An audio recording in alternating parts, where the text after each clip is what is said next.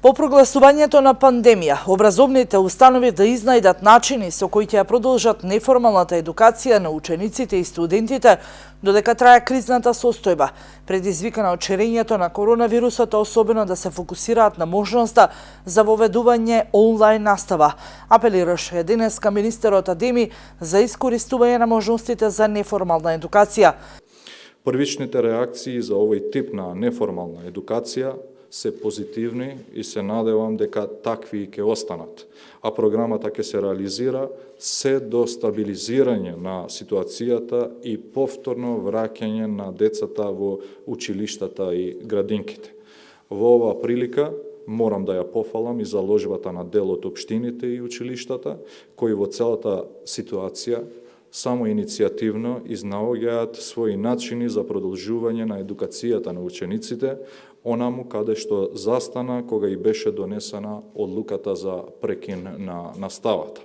Министерот Адеми истакна дека иако не постои можност за организирање на онлайн настава за сите ученици, поради повеќе причини, пред се поради недостапноста на интернетот во сите средини, но и поради тоа што сите ученици не поседуваат IT уреди или се едуцирани да ракуваат со нив. Сепак потребна иницијативност и придонес од училиштата и општините со цел што повеќе ученици преку користење на интернетот и онлайн едукативната алатка да бидат опфатени со неформална едукација.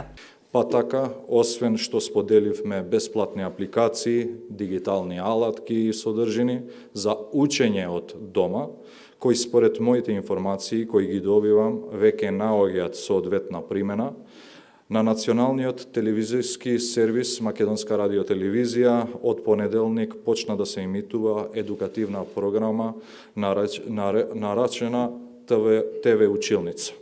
Трите канали на Македонската радиотелевизија започна да емитуваат едукативни содржини по предметите кои учениците ги изучуваат на училиште.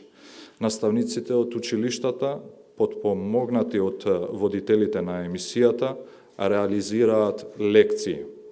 Додека за децата од предшколска возраст се емитуваат едукативни емисии и приказни согласно нивната возраст. Едукативната телевизиска програма во меѓувреме ќе се интензивира од аспект на застапеност во медиумскиот простор и ќе трае се до стабилизирање на ситуацијата и повторно враќање на децата во училиште, но и во градинките.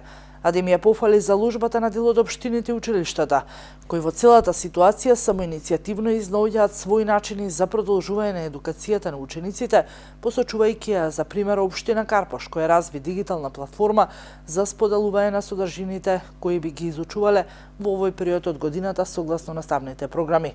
Од Министерството потенцираа дека веднаш по одлуката за привремено затворање на училиштата и градинките, Министерството за образование и наука заедно со повеќе други засегнати институции и организации пристапи кон дефинирање на план со кој децата во вакви воредни околности нема пасивно да го менуваат времето дома, туку ќе го користат со совладување корисни и едукативни содржини.